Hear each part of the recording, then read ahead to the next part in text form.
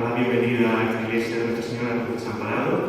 En esta ocasión para escuchar a doña Aurora Ortega López, que es licenciada en Humanidades y 4 veces máster en enseñanza secundaria, bachillerato, formación profesional en idiomas, en estudios avanzados e investigación en historia, sociedades, poderes e identidades, en métodos y técnicas avanzadas de investigación histórica, artística y geográfica, y en documentos, libros, archivos y bibliotecas.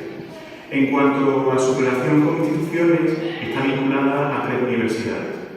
De este modo, es miembro del Scriptorium Isidoris Parensis de la Universidad de Sevilla, es profesora de la Universitas Senioribus de la Fundación San Pablo Cero de Andalucía y es colaboradora del área de Historia del Arte de la Universidad Pablo de la Vida.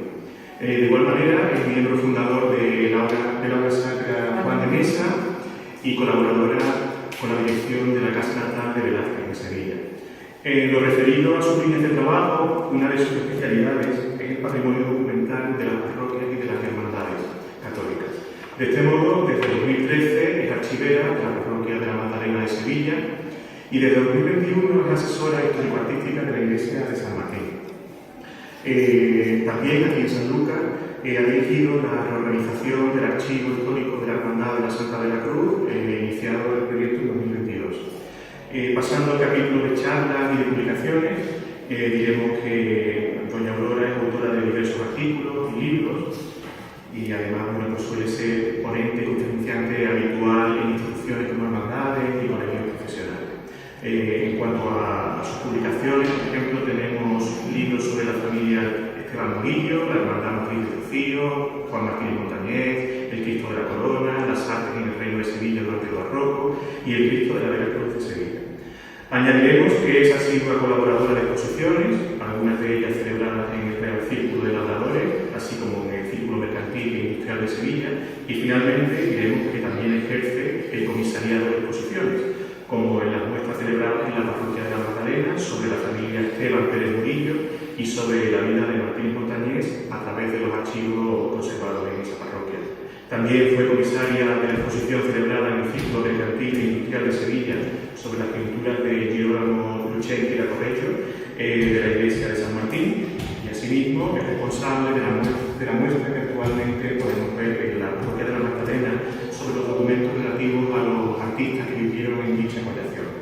Sin más que añadir por mi parte, decirles que esta charla que vamos a escuchar se titula Los archivos, testigos de la historia, y recordarles que este acto cuenta con el apoyo de la excelentísima Diputación de Cádiz. Muchas gracias, Aurora, por aceptar nuestra invitación y tienes la palabra. Pues muchas gracias.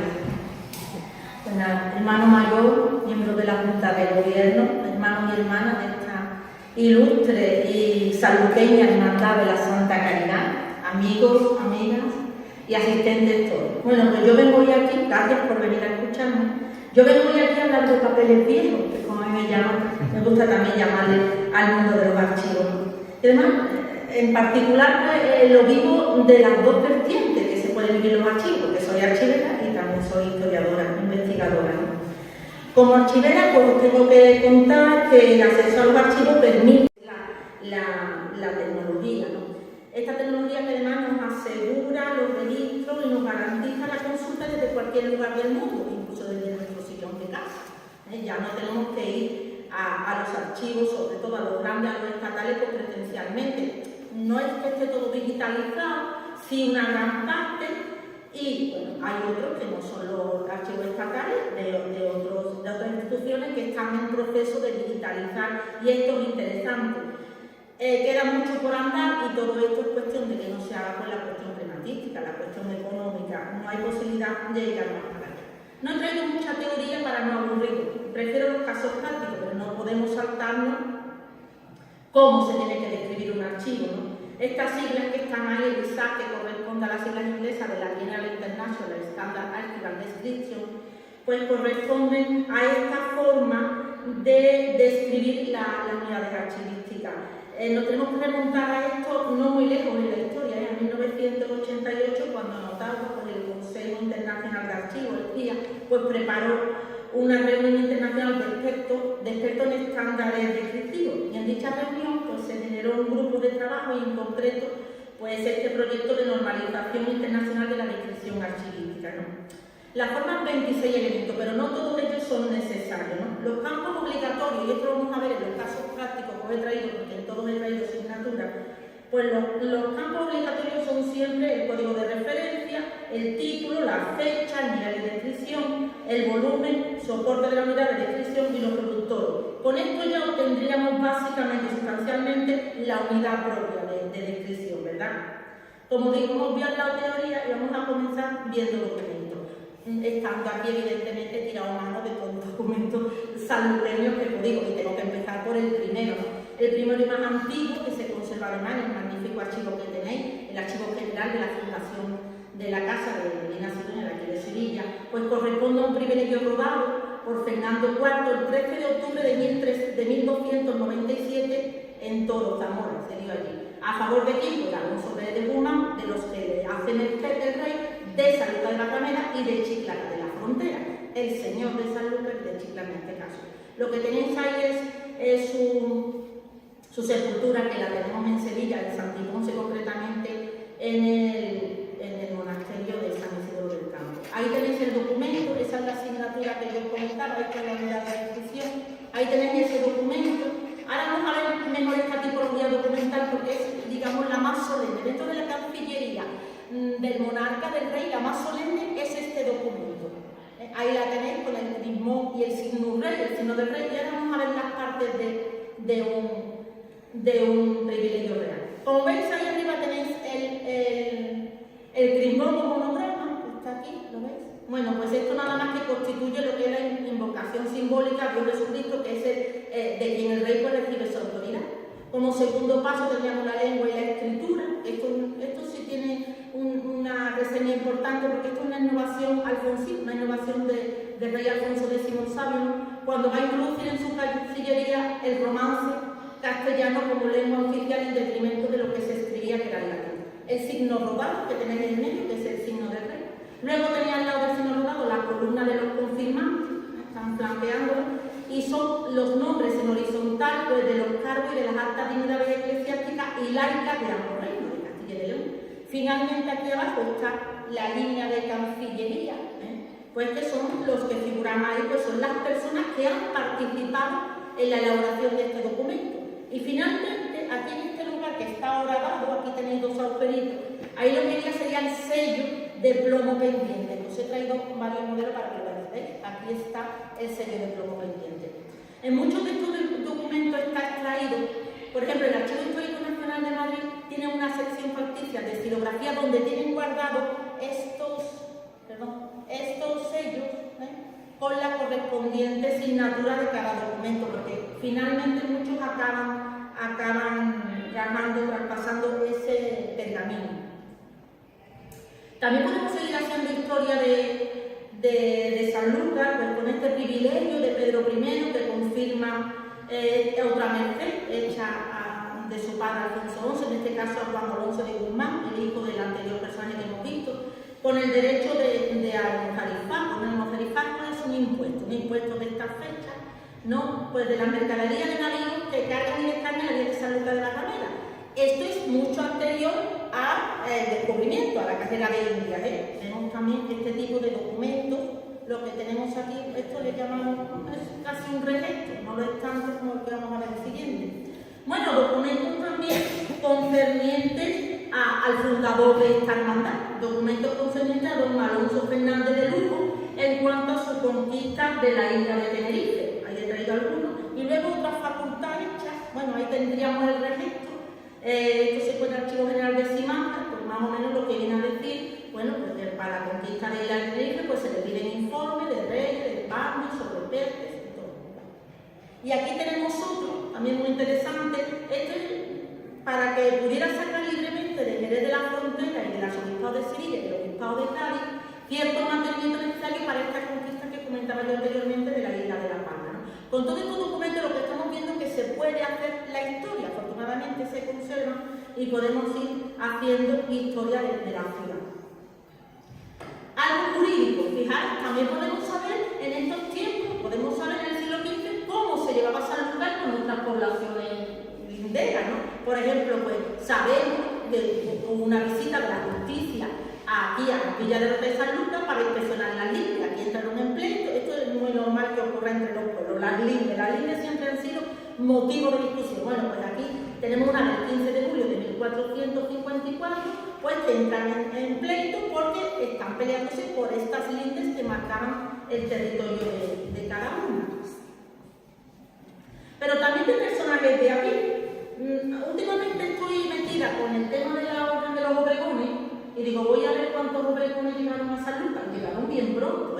He encontrado de un autor sobre bienes de difuntos del alférez Bartolomé de Obregón, soldado vecino de San Lucas de la Granada, hijo de Bartolomé de Obregón, vecino de Vegaburgo. Esto es muy interesante porque es paisano del fundador de la orden del Obregón, o sea que llega aquí bastante pronto.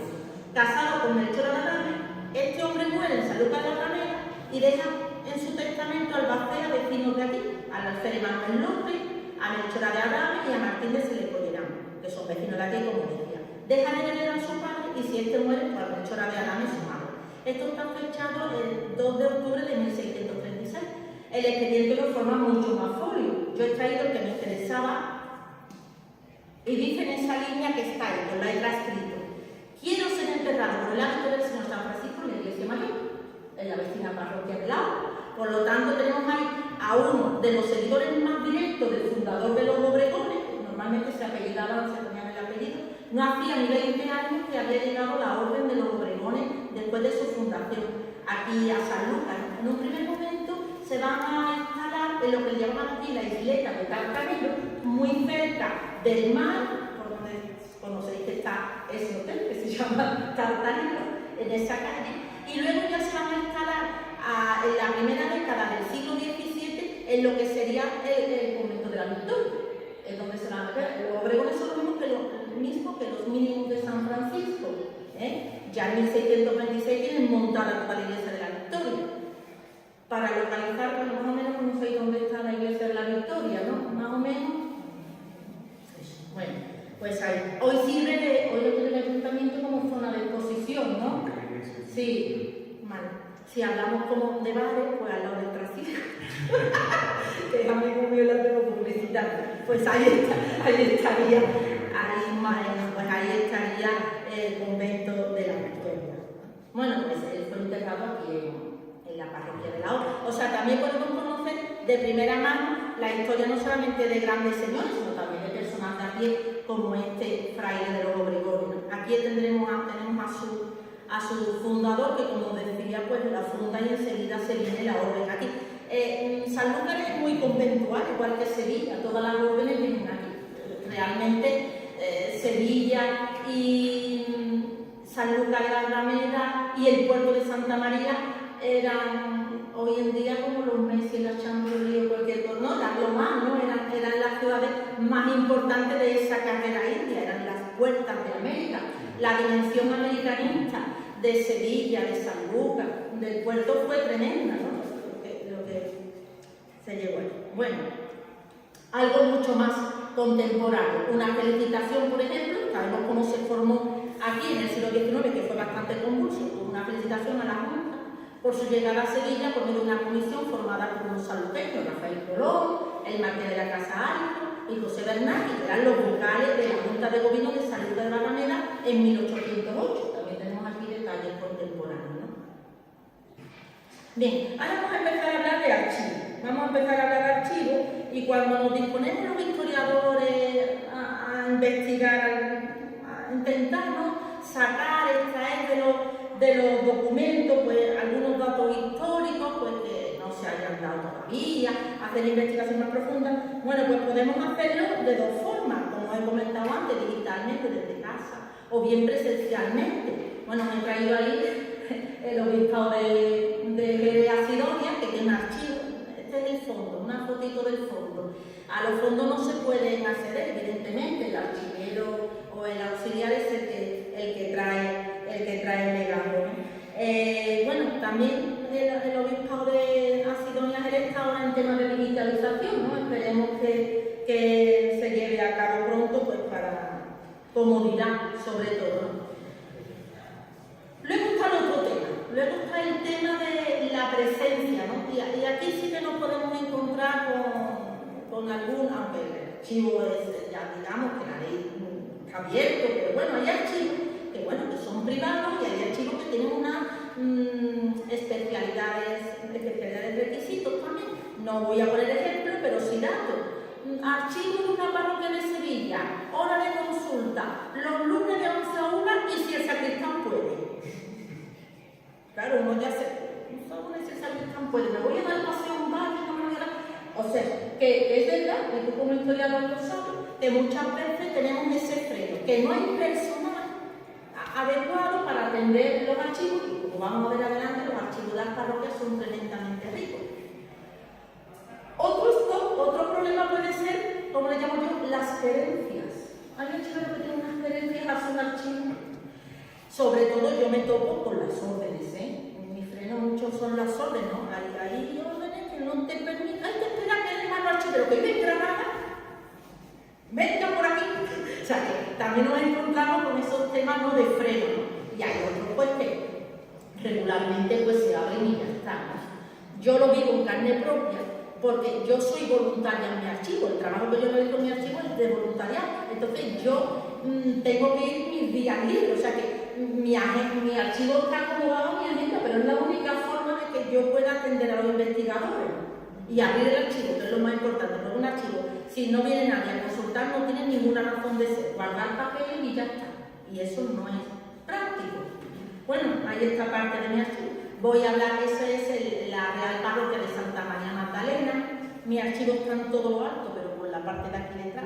Los archivos ocurre también eso, específicamente lugares de archivo, bueno, pues se hizo Simancas y ya está. Lo demás son acomodos, ¿no? Los archivos yo me los encuentro muchas veces, como el mío, en el Palomar, o bien en los sótanos.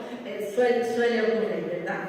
Bueno, pues los archivos de los parroquiales son una fuente de información riquísima, primaria, interesantísima. Muchas veces pensamos en los archivos parroquiales y nos trasladamos a libros de bautismo, de matrimonio y de entierro. No, esto va más para allá. Esto va más para allá.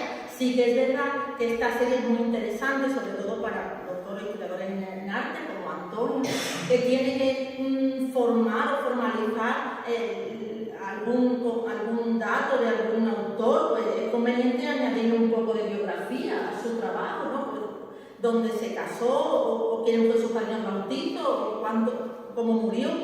Pero realmente, bueno, ahí traigo un ejemplo del fondo que yo custodio. Bueno, pues ahí tenéis la partida de bautismo de Bartolomé Murillo.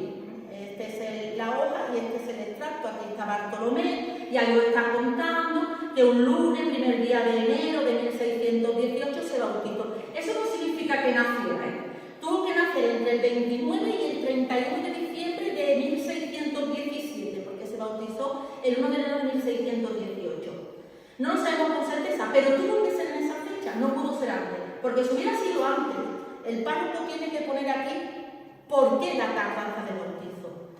En estos tiempos que nos manejamos hay que tener un concepto tenemos que verlo con un concepto de religiosidad profunda. Entonces no se podía tener a una criatura más de 3 días sin bautizar, porque es que estaba recayendo el pecado original constantemente. Entonces sí que yo me he encontrado otras criaturas bautizadas, por ejemplo la última hija de Murillo, Beatriz María, dice, se bautizó con 15 días de edad, se debió retraso a la enfermedad de la madre, y te lo especifico, porque 15 días ya era muchísimo para que una criatura tardara tanto. Por lo tanto, tenemos ahí la fecha de bautizo, que es la que nos vale como fecha de nacimiento, ya no tenemos otra. No existía el registro civil como ahora, el registro civil es muy nuevo. El registro civil es de casi la mitad del siglo XIX. Anteriormente tenemos que tirar de archivos parroquiales o incluso a veces de padrones parroquiales también para localizar a los personajes. Otro bautismo de un paisano vuestro que lo hemos hecho sevillanos nosotros, Francisco Pacheco, el suegro de Velázquez. Se bautizó aquí, ahí tenéis a sus padrinos, a sus padres. Como boda, como matrimonio, me he traído otro que custodio yo. El segundo matrimonio de Juan Martínez Montañés con Catalina de Salcedo y Sandoval.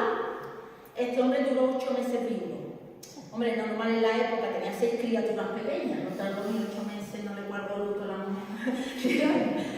Pero bueno, luego con Catalina tuvo 7 más. Sí, tuvo 13 hijos. Murillo también eran 14 hermanos, Murillo también tuvo 10 hijos, o sea, la criatura aquí, bueno, pues ahí tenéis su segundo matrimonio y aquí está contando todo lo que acontece ese día, ¿no? Un entierro, pues hoy he traído al mismo Pacheco, porque también lo custodio allí, porque tengo el desaparecido fondo de la iglesia de San Miguel, y bueno, ahí tenéis el 27 de noviembre, aquí está la transcripción abajo, el 27 de noviembre se enterró en esta iglesia del señor San Miguel, Francisco Pacheco, marido de María del Páramo, solicitó un entierro Juan Rodríguez. Juan Rodríguez era el hermano de Velázquez, que era notario mayor del reino, juez de la iglesia, vivía en la calle del Puerto, si vais por Sevilla hoy es la calle Trajano. Es la que era el Corte Inglés. Siempre decimos, la calle era el Corte Inglés, de la Alameda del Corte Inglés. Pues esa es la calle Trajano, anteriormente del Puerto. Dijo la misa de cuerpo presente el 28 del dicho, o sea, el día siguiente.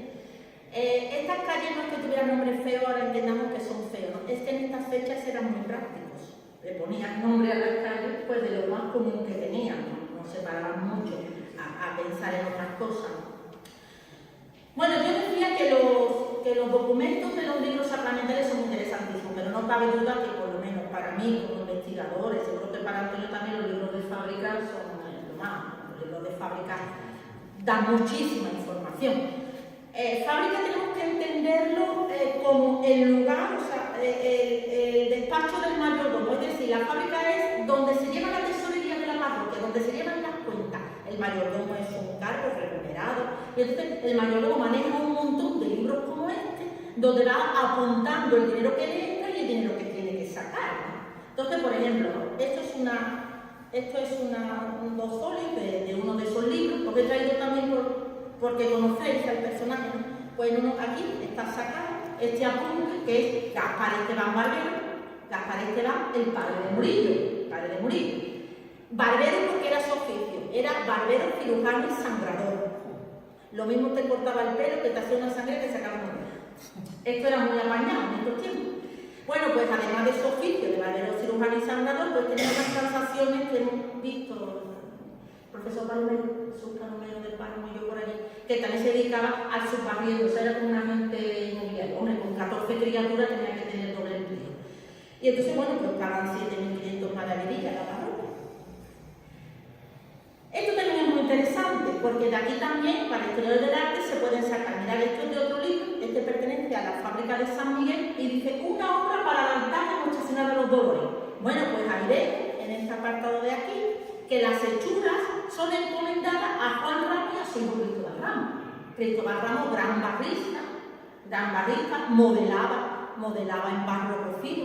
Tenemos ejemplos interesantes en Sevilla, la Virgen del Museo, y otras más, pues mira, unas imágenes más modeladas por Cristóbal Ramos. Bueno, pues es una información buenísima para quien tiene que hacer el catálogo o tiene que hacer un articulito de Cristóbal Ramos, pues ahí lo tiene. Se lo he dado a un chico que está haciendo la tesis. Se lo he dado a un alumno mío, a Rafael Gallardo Montesino, para que lo ponga en su tesis doctoral, evidentemente.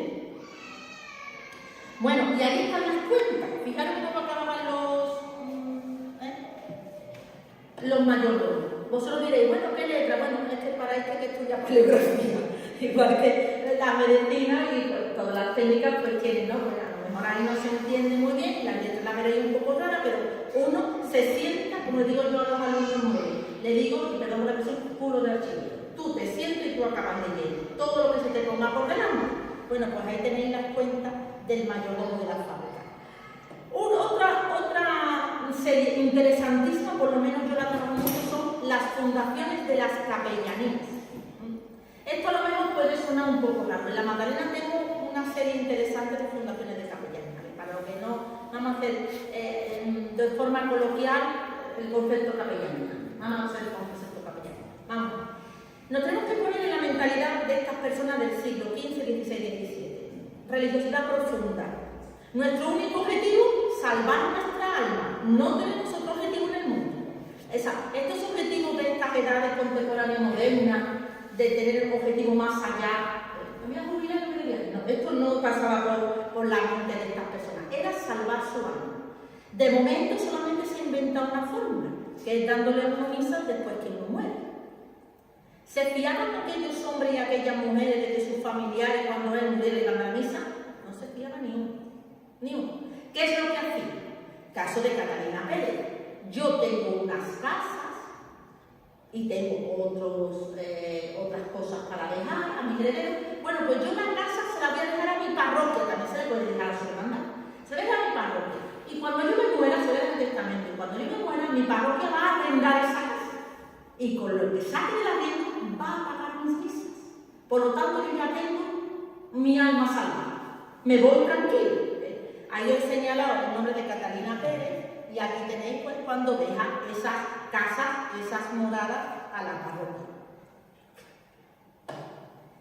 Yo no tengo casa, pero tengo un documento que deja dinero. Este que os traía al principio, ¿no? Es el documento más solemne que yo custodio. Eso es un juro alquilar. De Fernán López de Gibraleón. Un señor que en un momento dado le deja a Felipe II para la batalla de San Quintín unos dineros. Unos dineros porque dice el rey, y además lo dice muy bien en este documento. En la pelea que he tenido con los turcos me he quedado sin dinero, hablando coloquialmente. Entonces él le pide, porque en estos momentos hay señores que incluso tienen más dinero que los propios reyes. Entonces él va pidiendo para reinar sus arcas reales y mantener el reino, a estos señores le va pidiendo dinero. Estos señores se los van dejando, pero se los dejan con interés y a perpetuidad. Es tanta la cantidad que esa perpetuidad, también tenemos que ver las edades, ¿no? No solo va tanto. Cuando muere, entonces bueno, en este momento es Fernán López de Gibraleón el que cuando pasa el año va a la institución que tenga que ir, a la Casa de la Moneda o donde hayan quedado, va con su documento que es como una garantía de pago, allí tienen apuntado que a este señor hay que darle todos los años 4.000 maravedíes y 4.000 maravedíes que recoge. Cuando él muere, es su hijo. Cuando muere el hijo, es la hija, hasta que llega esta señora que es vecina de la Condación de la Magdalena. Y cuando va a hacer testamento y no tiene casa para dejar, dice, bueno, no tengo casa, pero yo voy a dejar de heredera a mi parroquia para que sea la que vaya con este documento, cobre el dinero y me pague las misas. Evidentemente así lo hizo, por eso yo lo custodio. Por eso yo tengo un documento real, porque es parte de una fundación de una capellanía. Tiene el sello del rey, porque sí, es un documento real, porque es el rey el que está autorizando y es el que lo emite de su cancillería. Y se apuntan luego los libros de misas como este, todas las misas de la... Este es un libro más anómalo, más atípico, hay otros más claritos y van apuntando las misas. Las misas están aseguradas porque la parroquia la da y la hermandad, eso era así. Por lo tanto, las fundaciones de capellanía son muy interesantes también para hacer historia como estamos hablando, una serie muy interesante. Otra serie muy interesante que tengo yo son las de las escrituras y los pleitos. Porque claro, cuando la parroquia arrienda esa casa, hace un contrato, evidentemente. La seguridad jurídica tenéis que entender que en esta fecha existía. La persona que iba a arrendar estaba jurídicamente asegurada. Sabía que no podía incumplir y que tampoco le podían incumplir a ella, por lo tanto podían ir a la Real Audiencia y quejarse si no hubiera cumplimiento, ¿no? La primera escritura que yo tengo en el archivo es esta que veis aquí, esta primera, que como es de 1432, del 21 de abril concretamente, es de pergamino. Todavía no está en orden lo que veis después, que es el papel de trapo, es pergamino. Por lo tanto, está oscura y está rígida.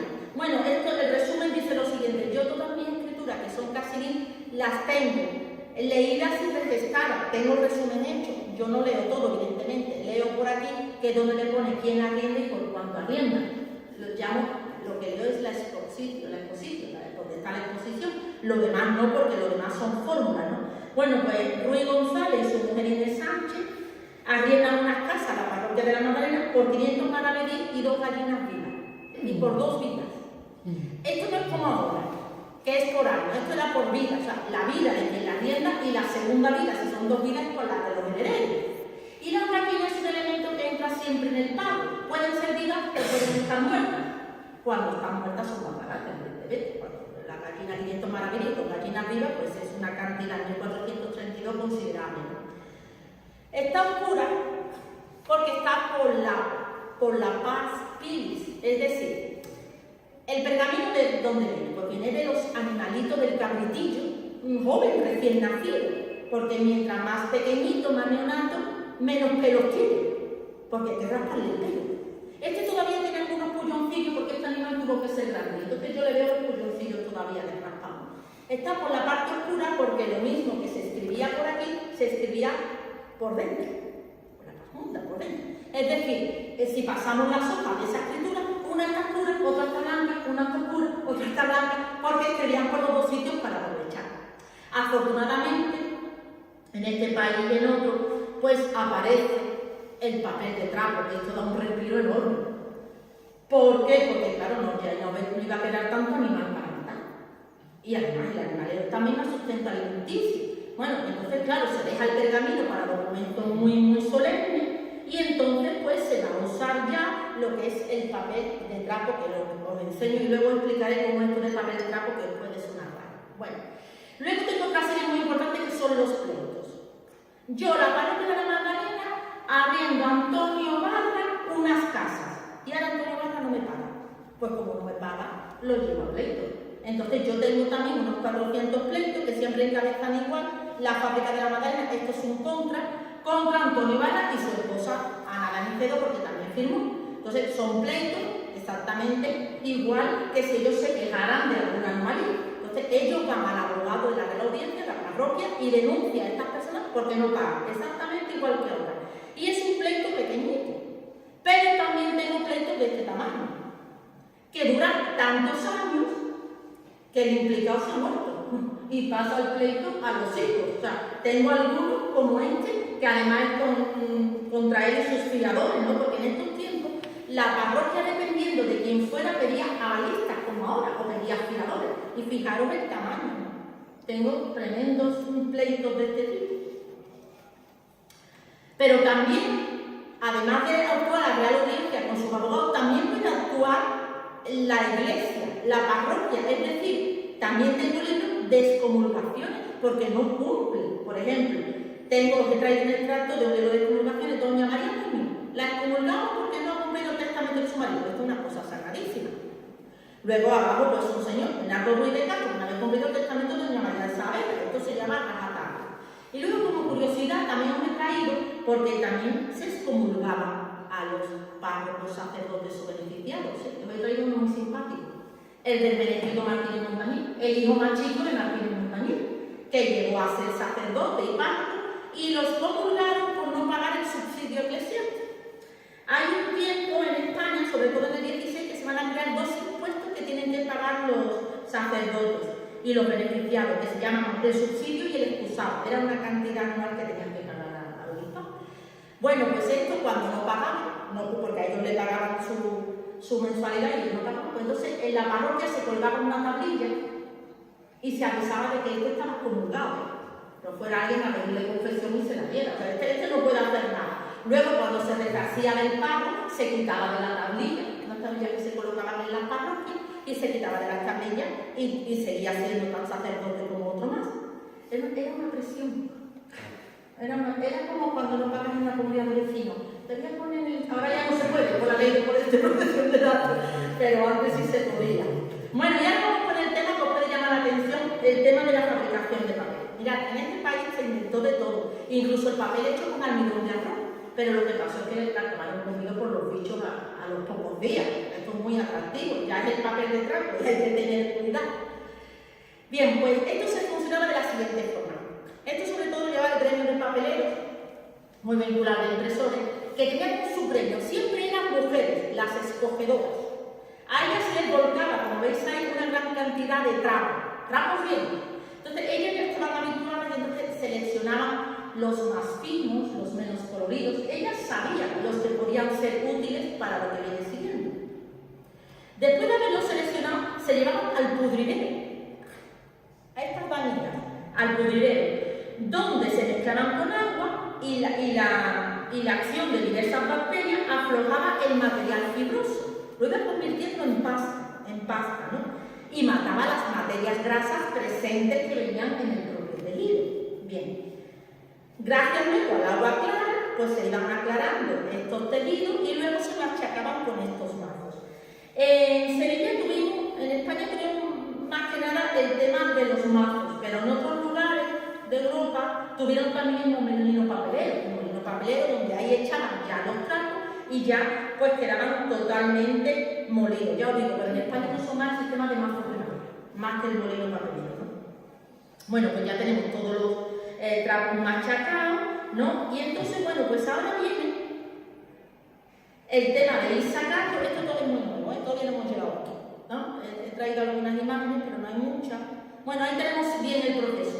Pero lo fundamental es que cuando ya tenemos la pasta de papel, evidentemente, cuando va entrando en contacto con el agua y también con un disolvente que le echaban parecido a la lejía, era algo químico, pues claro, el papel se convertía en una uniformidad. Evidentemente, en esos tiempos no se puede quedar blanco como el arte, se quedaba amarillito. Tenemos una idea equivocada de este papel está amarillo porque está viejo. No, ya nace amarillito, ya nace amarillito.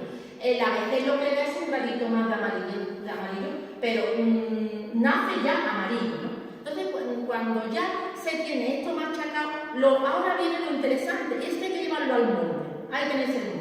El molde es un rectángulo, es un modo bastidor grande, y ahí se le va a colocar encima de ese bastidor la verdura, con sus puntizones y corondelos. Y aquí el papelero, pues si quería poner su marca, recordé cuando éramos chicos la marca del galgo, que veíamos así el galgo atrás, y algunas marcas más, que todavía existen, ¿no? Bueno, pues ahí se colocaba esa pasta de papel, se avanzaba muy bien y quedaba finita, luego se cortaba y el proceso que he visto de cortar y seleccionar y empaquetar el papel, que luego iba a las imprentas, donde el impresor, pues ya, con sus cajitas y sus letras, pues los libros que se encargaban o los documentos que se encargaban pasaban luego ya por la prensa. Aquí tenéis un ejemplo de una pasta de papel incorrectamente desfibrada, ¿veis aquí las manchas? Luego también os he traído un ejemplo de un uso de una forma deteriorada, es un papel que se ha usado pero que no está en las condiciones óptimas, y a la derecha pues tenéis una de uso de una forma de buena calidad, nada más que hay que verlo, con sus puntizones y sus corondelos. Mirad, esto es un papel de mi archivo y esto es un tejido, como veis, puntizones y corondeles en ambos, porque como está hecho de pasta de trapo, pues entonces un papel y un tejido pues tiene la misma fórmula, los puntizones y los corondeles. La aplicación de papel en el 19 ya veréis que no varió mucho, se seguía usando este tipo de bañeras hidráulicas, ahora ya con más tecnología, aunque era mucho más rudimentario, ¿verdad? Ahí tenéis ese digestor rotatorio de trapo viviendo con esa sosa cáustica. Y luego vamos a ver algunos archivos que yo he ido confeccionando para que veáis cómo algunas veces me encuentro yo el tema. Yo llevo la Magdalena en 2013. Esta es mi primera edición. Bueno, la de la mala no hice foto, la mala se llora un poco y luego la doy foto. Pero bueno, ahí tenéis el archivo histórico de la parroquia, ¿no? Esas pegatinitas que me dieron mucho coraje. Esto es la parte libro, mirad cómo estaban los documentos, muchos de ellos ya con muchísimas roturas. Estos hay que abrirlos, hay que ordenar, hay que describir, ya van tomando aquí forma, ¿veis? Bueno, la descripción, que es lo que más lento se hace del proceso, ¿no? Afortunadamente yo cada año siempre cuento con personal que pido de práctica de alumnos míos que van a coger las prácticas de archivos, que quieren opositar archivos, y entonces hay convenios con la universidad estupendo, porque ellos se ganan sus 6 créditos, que así es como se llama la nota del universitario, se ganan sus 6 créditos y desde febrero a junio pues, están conmigo en el archivo. Claro, los que ya vienen ya saben leer paleografía, porque si no sería un retraso, evidentemente, y saben clasificar, y saben distinguir un documento viéndolo. Entonces, bueno, pues saben que de tipología documental están tratando. Entonces, bueno, pues ahí está el proceso. Jaime, mi marido que está aquí, también desde que se projubiló también echa una mano, como todos voluntarios, pero las manos son pocas. Bueno, aquí ya veis va tomando forma porque ya tenemos descripciones, de pleito, todo muy rudimentario de momento. Ahí está Jaime capitulando y haciendo. Esto que hace Jaime también tenemos que tener estos de inventiva.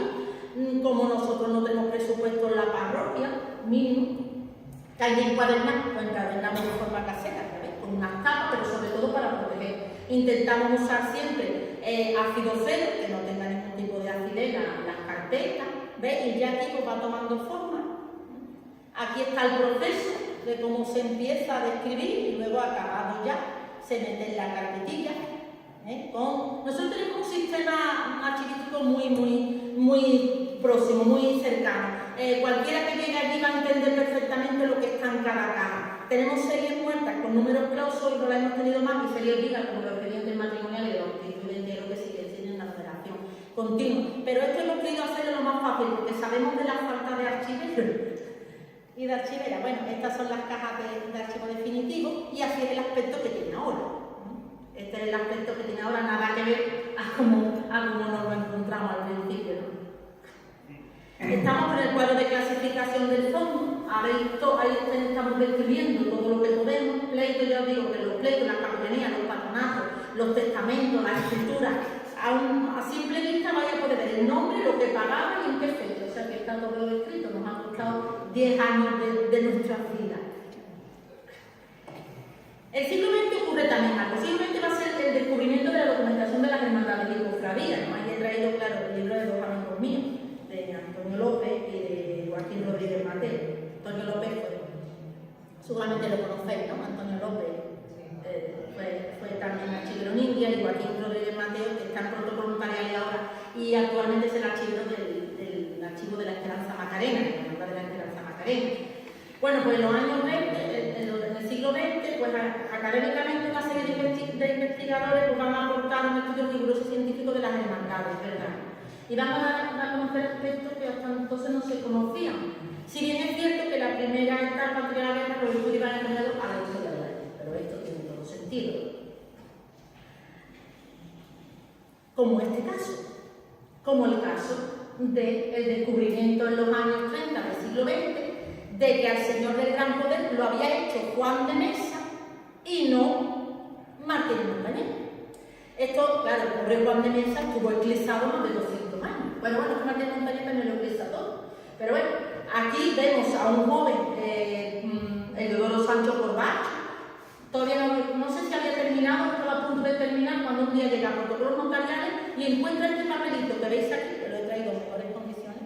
Ese papelito que es donde dice que la obra de la Hermandad del Traspaso de Jesús del Gran Poder es obra de Juan de Mesa y no de Martínez Montañés. Fijaros el error que hasta Antonio Susillo, en 1895, cuando se le encarga que haga la galería de los 12 personajes que están arriba del Palacio de San Telmo y de la Junta de Andalucía, a quien hace cogido de la cabeza del Gran Poder es a Martínez Montañés, no es Juan de Mesa, que ya os digo que estuvo eclipsado muchísimo tiempo. Gracias a estos documentos se van encontrando los verdaderos artífices de las obras de arte.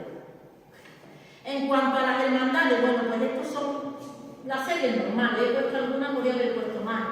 De la Constitución, el libro de hermano importantísimo, los cabildos, los cultos, mayordomía y secretariado, dos diputaciones interesantes, la cofradía, pleito, bueno, ahí hay un poco de todo, pero puede haber más, lo que debe sí, y también la idiosincrasia de la propia hermandad. Ahora mismo estoy con este plan de la Hermandad de la Sagrada Lanzada de Sevilla, estamos intentando reorganizarla,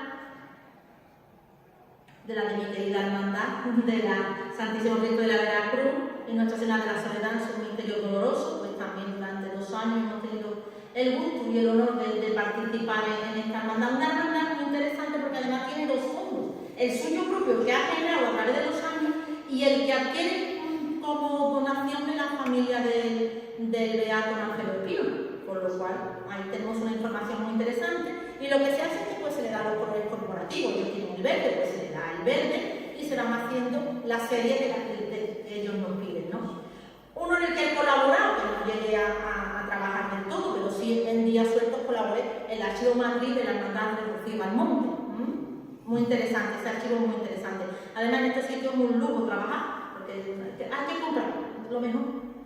Aquí no hay pega de ir abaratando, aquí lo mejor. Bueno, mi amigo Joaquín me ha dejado que os traiga una visión de su archivo de la Magdalena. Aquí tampoco hay quejas, fijaros el modelo del archivo, o sea, impresionante, como si fuera el Histórico Nacional de Madrid. Ese modelo de archivo es magnífico porque no ocupan sitio, y como veis, ese es el archivo de la Macarena de Sevilla.